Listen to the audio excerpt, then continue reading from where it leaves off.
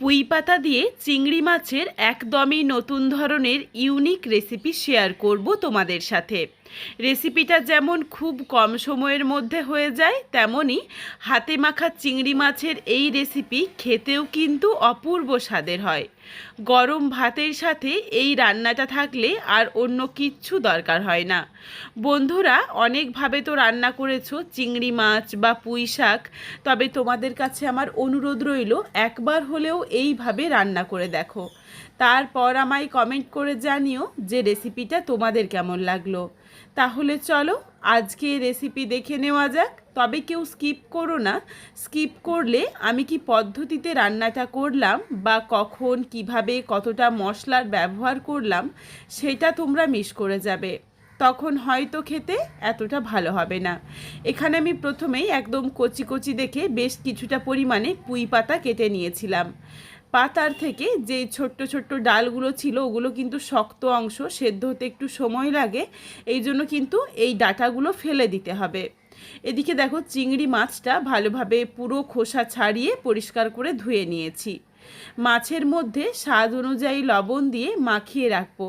লবণ দেওয়ার জন্য মাছ থেকে বেশ কিছুটা পরিমাণে জল ছাড়বে, সেই জলটা অবশ্যই কিন্তু ফেলে দিতে হবে।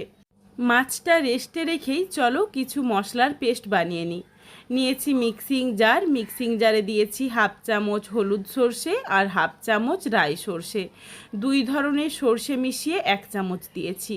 আর দিয়ে দিলাম 1 চামচ পোস্ত। সর্ষের পরিমাণ যতটা দেবে তার চেয়ে কিন্তু একটু বেশি পরিমাণেই পোস্ত দিতে হবে। দিয়ে দিচ্ছি অল্প পরিমাণে রসুন আর দেব সামান্য একটু লবণ আর কাঁচা লঙ্কা। লবণ আর কাঁচা লঙ্কা দিয়ে সর্ষে বাটলে সর্ষেটা কিন্তু তেতো হওয়ার ভয় থাকে না।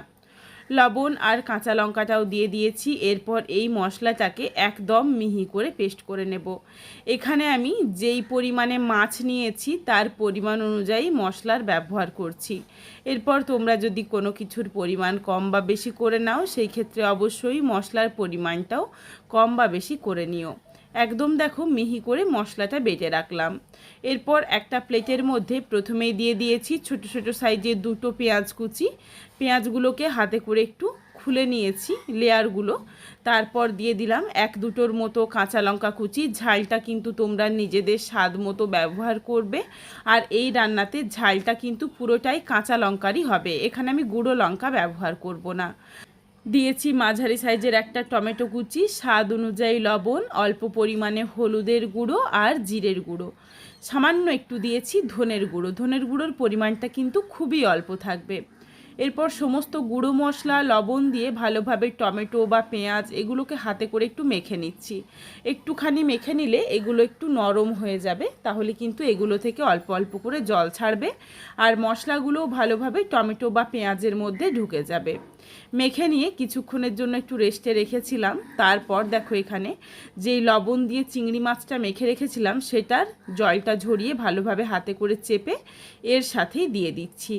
এর সাথে দিয়ে এরপর চিংড়ি মাছের সাথে সমস্ত কিছু একবার ভালোভাবে মিশিয়ে নিচ্ছি। ভালোভাবে মিশিয়ে নেওয়া হয়ে গেলে এরপর এর সাথে আমি একে একে করে আরও বেশ কিছু উপকরণ অ্যাড করব। হাতে মাখা এই চিংড়ি মাছটা খেতে কিন্তু বেশ ভালো লাগে। দিয়ে দিলাম সামান্য একটু টেস্টটা ব্যালেন্স করার জন্য চিনি, আর দিয়েছি 1 চামচ পরিমাণে কাঁচা সর্ষের তেল।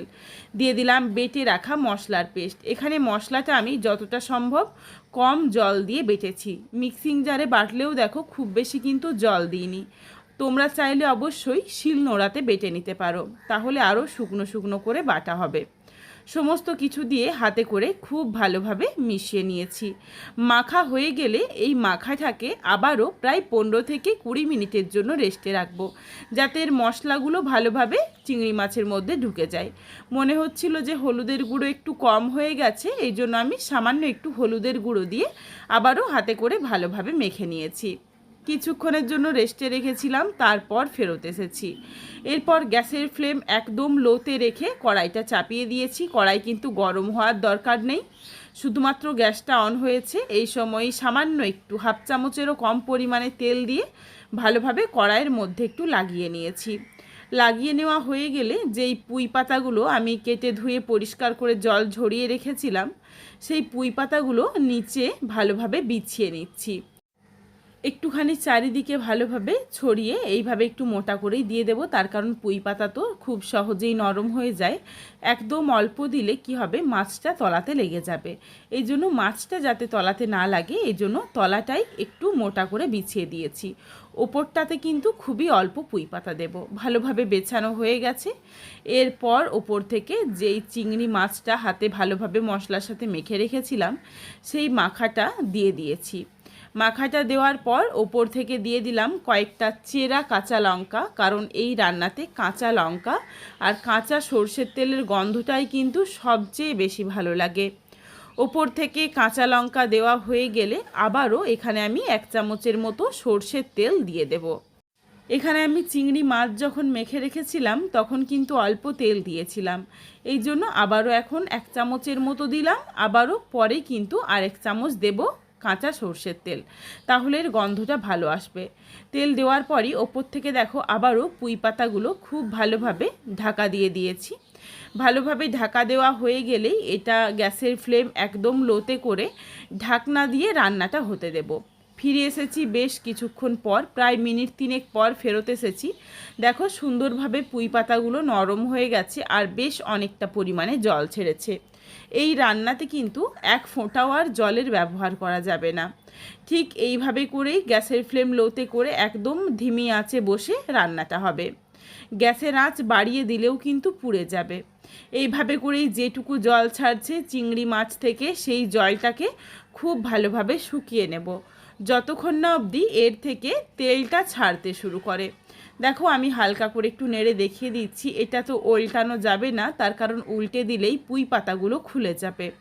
যাতে এই রকমই ওপর থেকে চাপা দেওয়া থাকে, এই জন্য উল্টানো যাবে না। এইভাবে করেই ঢাকা চাপা দিয়ে একদম ভাপের মধ্যে রান্নাটা করে নিতে হবে। রেসিপিটা একদম রেডি। সাইড থেকে দেখো তেলটা ছাড়তে শুরু করেছে, জলটা পুরোপুরি শুকিয়ে গেছে। তারপর গ্যাসের ফ্লেম অফ করে ওপর থেকে আবারও খুবই সামান্য একটু কাঁচা সর্ষের তেল ছড়িয়ে দিয়ে নাবিয়ে নিচ্ছি। এইভাবে করে দেখো খুবই আস্তে আস্তে করে নাবিয়ে নিলে সুন্দরভাবে পুঁই পাতাগুলো যেমনভাবে আমরা সাজিয়ে দিয়েছিলাম সেইভাবেই থাকবে। সুন্দরভাবে যেমন পুঁই পাতাগুলো সেদ্ধ হয়ে গেছে তেমন কিন্তু চিংড়ি মাছও সেদ্ধ হয়ে গেছে।